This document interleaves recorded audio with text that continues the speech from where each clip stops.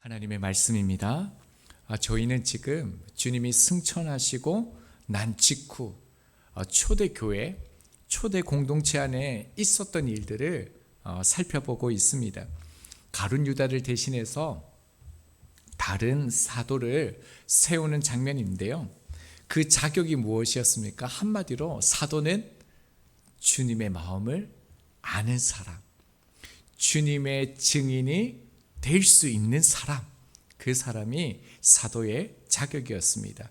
자, 오늘 본문에서 우리들이 살펴볼 것은요, 사도가 지금 몇 명이 남아 있습니까? 11명이죠. 여러분은 어떻습니까? 11명 사도로서 이 하나님의 일을 증거하면 안 되겠습니까? 꼭 12명이어야 할까요? 아니면 1명 말고 2명, 3명 더 많이 사도들을 뽑으면 더 효과적으로 사역할 수 있지 않을까요? 이거에 대해서 우리가 좀 살펴보려고 합니다. 또 하나는 무엇이냐면 12번째 사도로 마띠아가 이제 세워집니다. 자, 그런데요, 하나님의 위대한 사도 마띠아가 세워지는데 마띠아의 사역에 대한 내용이 전혀 언급되지 않습니다. 사도로 분명히 세워졌는데 그가 행한 일이 전혀 성경에 기록되어지지 않았습니다.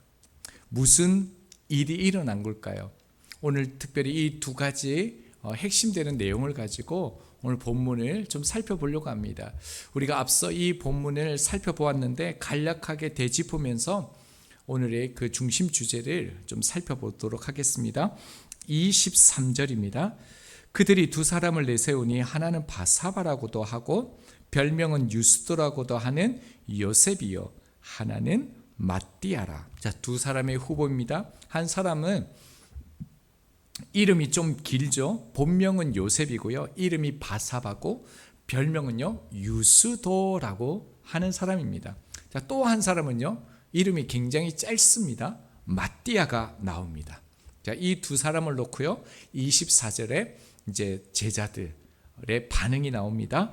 그들이 기도하여 이르되 무사람의 마음을 아시는 주여, 이 두 사람 중에 누가 주님께 택하신 바 되어. 자, 사도를 세우는 아주 중요한 장면이죠. 첫 번째 리더를 또한 세우는 장면인데요. 여기에서 그들이 기도했다는 것이 제일 중요합니다. 여러분, 혹시 사복음서에서 제자들이 기도했다 이런 장면 보셨습니까? 예수님과 함께 했을 때 기도했다 이런 장면 보셨습니까? 아니면 사도들끼리 모여서 주님처럼 그들이 합심 기도했다 이런 거 보셨습니까? 사복음서에는 그들이 기도했다라는 내용이 나오지 않습니다. 자, 주님과 함께 할 때도 졸았던 그들이요, 지금 어떻습니까? 기도하고 있다라는 거예요. 주님을 이제 그들이 닮아가고 있는 겁니다. 주님이 사도를 세울 때 어떻게 했습니까? 밤새 기도하셨고요, 그 수많은 제자들 가운데 12를 택했다라고 말씀하셨습니다. 자, 이 모습 그대로요, 지금 제자들이 주님처럼 기도하고 있다라는 겁니다. 여러분, 사람은 기도로 세워집니다. 이러한 모습을 통해서 교회 공동체가 어떠해야 되는지를 참 잘 보여주는데요. 공동체, 교회, 이 모든 것은 어떤 판단이나 다수의 의견, 공동체의 유익이 아니라 하나님의 뜻을 묻는 기도로 세워져야 한다는 겁니다. 왜냐하면 특별히 교회의 일은 결정이 중요한 게 아니라 하나님의 뜻을 아는 분별이 중요하기 때문에 그렇습니다. 그래서 뭐라고 얘기합니까? 24절 중반절에 보면요, 뭇 사람의 마음을 아시는 주여라고 얘기합니다. 뭇 사람이라는 것은 모든 사람이에요. 자, 그 다음에 마음이란 단어가 나오는데 이 심장이라는 이 단어입니다. 그러니까 마음을 아시는 분, 하나님은 겉모습이 아니라 중심을 보시는 하나님이시다, 이렇게 지금 이들이 고백하고 있죠. 그래서 이 헬라어를 직역하면요, 모든 사람의 마음을 꿰뚫어 보시는 이 하나님이여, 이렇게 표현되어져 있습니다. 이들은 누군가를 지금 선택하고 누군가를 세우려고 하는 이 중요한 사건에 자기들이 결정하지 않는다라는 것을 인정했습니다. 오직 마음을 분별할 수 있는 분은 하나님이시고, 그렇기 때문에 하나님의 그 뜻을 분별하기 위해서 지금 제자들이 기도하고 있다라는 겁니다. 그래서 마지막 절에 어떻게 되어졌습니까? 누가 주님께 택하신 바 되어. 여러분, 이미 하나님께서 하나님이 원하시는 사람을 부르셨다라는 거예요. 세우셨다라는 겁니다. 그래서 지금 그들의 기도는 선택의 결과를 결정하기 위한 수단이 아니라 하나님의 뜻을 확인하는 과정이라는 겁니다. 어떻습니까? 제자들이 진짜 근사하게 지금 변해져 가고 있죠. 자, 25절 보겠습니다. 봉사와 및 사도의 직분을 대신할 자인지를 보이시옵소서. 유다는 이 직무를 버리고 제 곳으로 갔나이다 하고, 2절의 중심 주제 한마디로 딱 얘기하면 직분, 부르심을 받는 이유가 무엇인지를 분명하게 얘기합니다. 무엇입니까? 봉사라는 겁니다. 다른 말로는 섬김이라는 겁니다. 주님을 따르는 이유는 한 가지밖에 없다라는 거예요. 봉사와 섬김이라는 겁니다. 25절에서 이 봉사라는 단어의 정확한 의미는 뭐냐면 재정을 가난한 사람들에게 나누어 주다, 이런 뜻을 가지고 있습니다. 사도는요, 말씀을 가르치는 거죠. 자, 이 두 가지를 하는 것을 복음이라고 얘기합니다. 그러니까 우리들이 세워진 이유, 직분을 주신 이유는 그리스도의 말씀을 전하고 그리스도의 그 사랑을 전해주는 것, 이것이 부르신 자들의 목적이라는 겁니다. 자, 그래서요, 상반되는 그 사건을 소개하고 있는데, 주님의 부르심을 받고도 가장 처참한 인생을 사는 사람, 가룟 유다를 소개하죠. 가룟 유다가 그렇게 멸망의 길로 갔던, 그토록 비참한 인생의 그 결말을 맞이했던 그 이유를 성경에 소개하고 있습니다. 뭐라고 얘기합니까? 이 직무를 버리고 제 곳으로 갔나이다 하고, 타인을 위한 주님의 따름이 아니라 가룟 유다는 왜 주님을 따랐다고요? 자신을 위해서, 자신의 욕망과 욕심을 위해서 따랐다라는 겁니다. 그래서 부르심을 받고도 그런 비참한 멸망의 길을 맞이했다. 이것을 성경은 분명하게 우리 가운데 드러나고 있습니다. 이것을 잊으면 안 됩니다. 저희들이 살아가는 이유, 직분이 있는 것은 섬김, 봉사에 있다는 겁니다. 26절 말씀 보겠습니다. 제비 뽑아 마띠아를 얻으니 그간 11사도의 수에 들어가니라. 제자들이 기도를 마친 후에 제비 뽑기를 했습니다. 그래서 마띠아를 선택합니다. 앞서 우리가 자세히 살펴보았던 것처럼 구약에서 제비 뽑기는 하나님의 뜻을 분별하는 공식적인 방법으로 자주 사용되어졌습니다. 의미는 무엇입니까? 제비 뽑기는 인간의 판단을 배제하는 거죠. 결정을 하나님께 전적으로 맡긴다라는 그 신앙의 고백이 담겨져 있는 것이 이 제비 뽑기였다는 겁니다. 세우는 사람도, 세워지는 사람도 하나님이시다.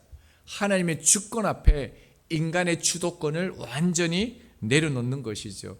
그래서요, 때로는 지금도 하나님의 뜻을 분별하기 위해서 진담인지 농담인지는 잘 모르겠지만 제비뽑기를 해야 된다라고 말하는 사람이 있습니다. 그럼 어떻습니까? 저희들도 제비뽑기로 이렇게 세우면 좋을 것 같습니까?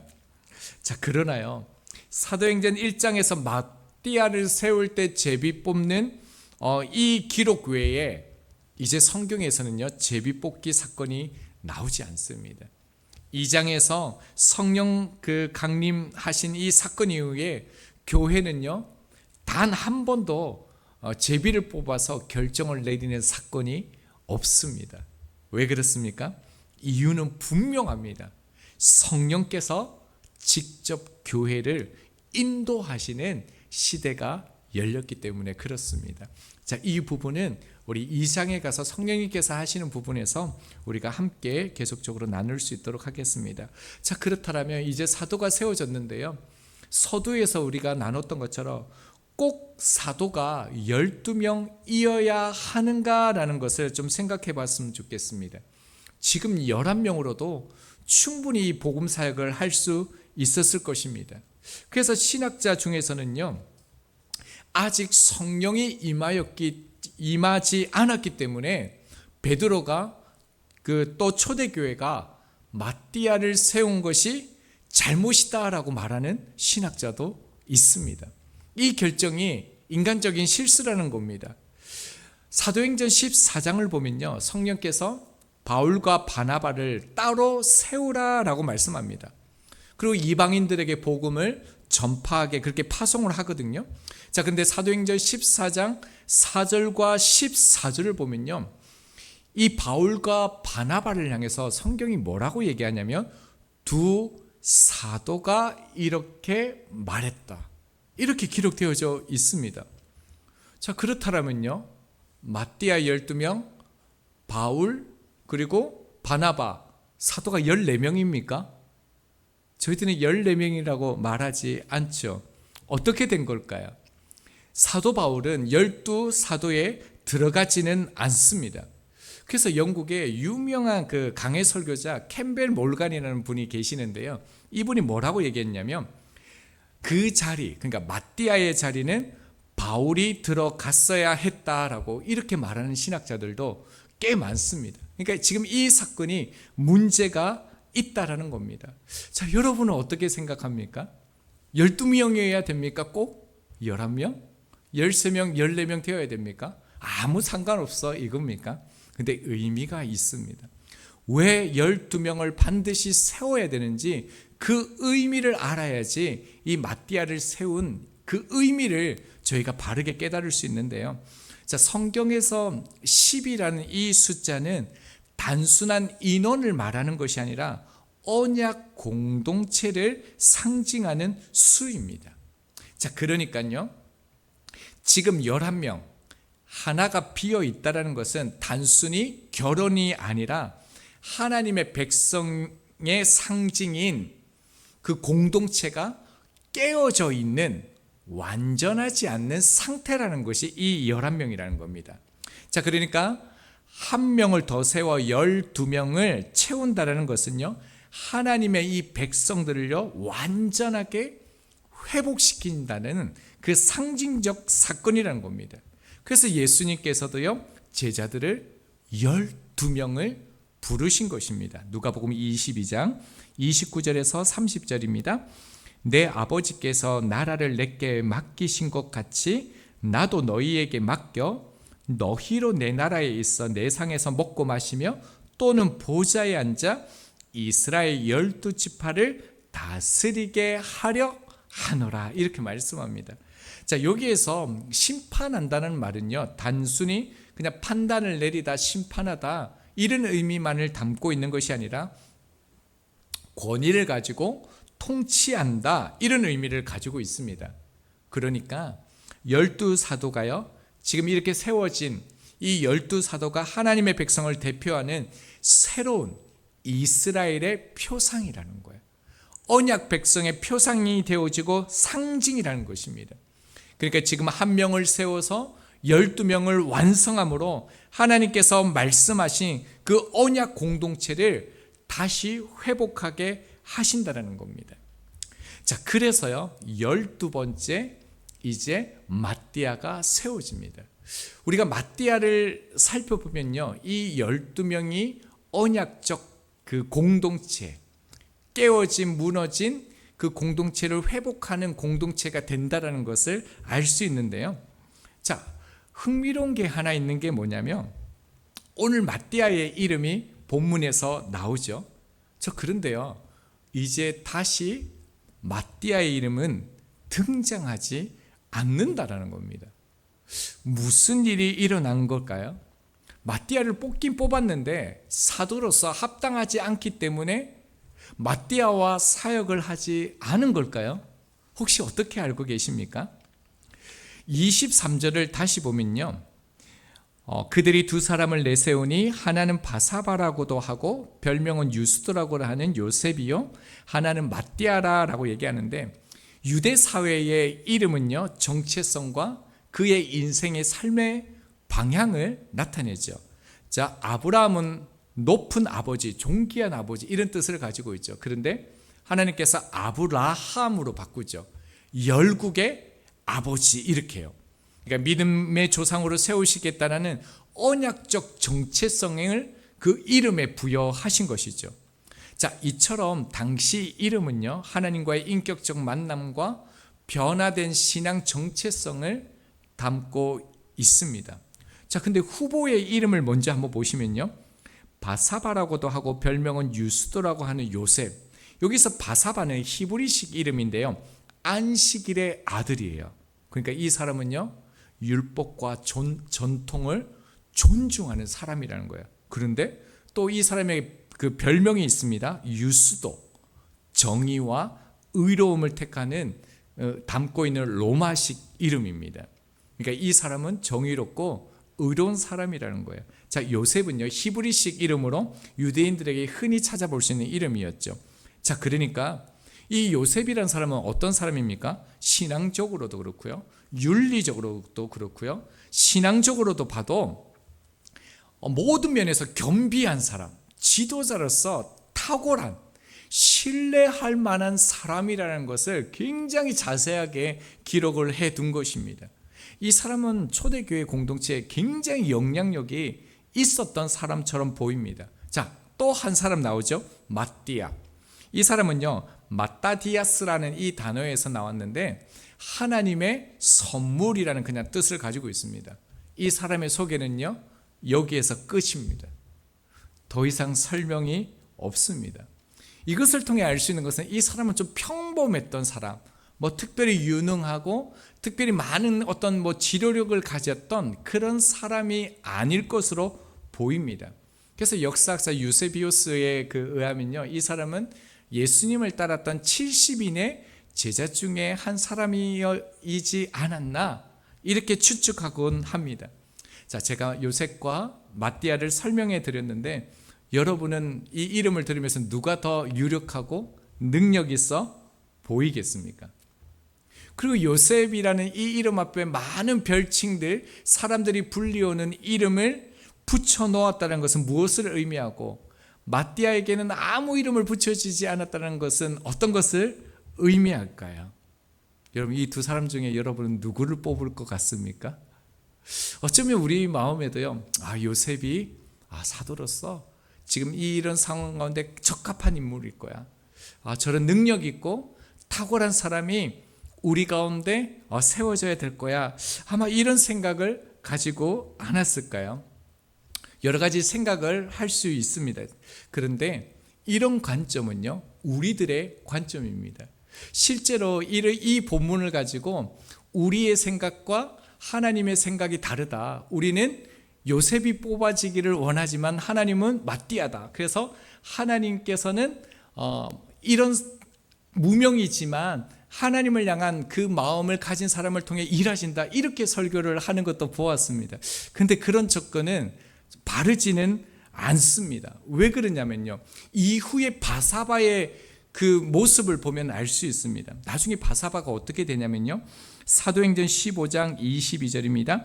이에 사도와 장로와 온 교회가 그 중에서 사람들을 택하여 바울과 바나바와 함께 안디옥으로 보내기로 결정하니 곧 형제 중에 인도자인 바사바라 하는 유다와 또 실라더라라고 얘기하고 있습니다. 여러분, 요셉도 하나님께서 마음에 드는 사람이었어요. 이 사람은 정말로 신실하고 정말 하나님을 위해서 살기를 원했던 사람이에요. 그래서 나중에 예루살렘 교회의 대표로서 사도회의의 공식 사절단에 포함되어져 있다는 겁니다. 여러분, 이 사람은요, 사도로 그가 선출되어지지 않았다고 해서 낙심하거나 불평하는 사람이 아니었어요. 오히려 겸손히 수용하고 여전히 주어진 자리에서 충실하게 했던 사람이 여러분 요셉이라는 사람이에요. 그러니까 둘 다 하나님 마음에 드신 사람이라는 거예요. 하나님이 부르신 의미가 좀 다르다라는 거죠. 자, 그렇다면요, 마띠아는 어떻게 됐을까요?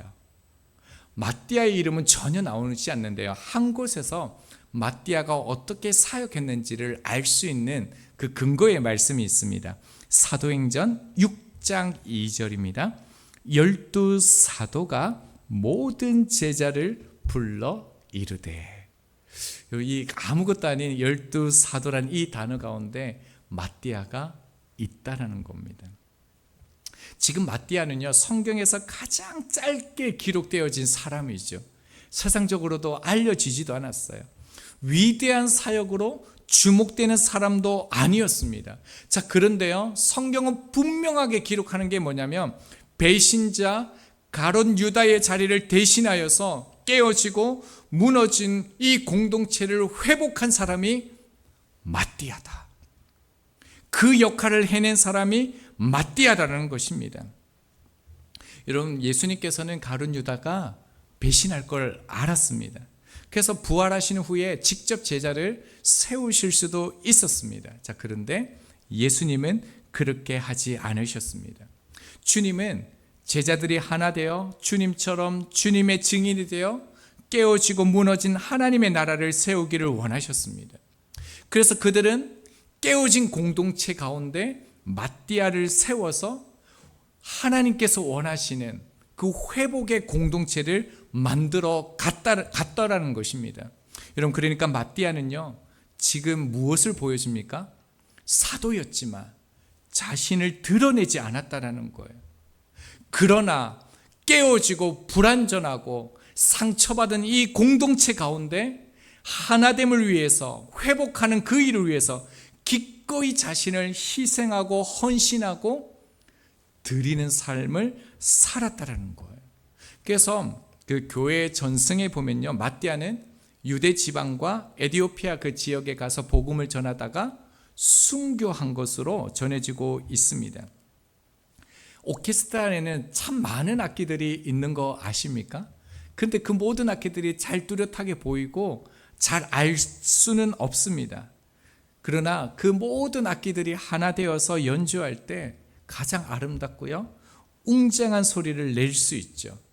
마띠아가 그랬다는 거예요. 누구도 누구의 그 주목도 받지 못했지만 그는 하나님의 손에 들린 조용한 악기처럼 쓰임 받았다는 거예요. 하나님이 보실 때 그 어떤 자리도, 그 어떤 사역도 중요하지 않는 자리는 없습니다.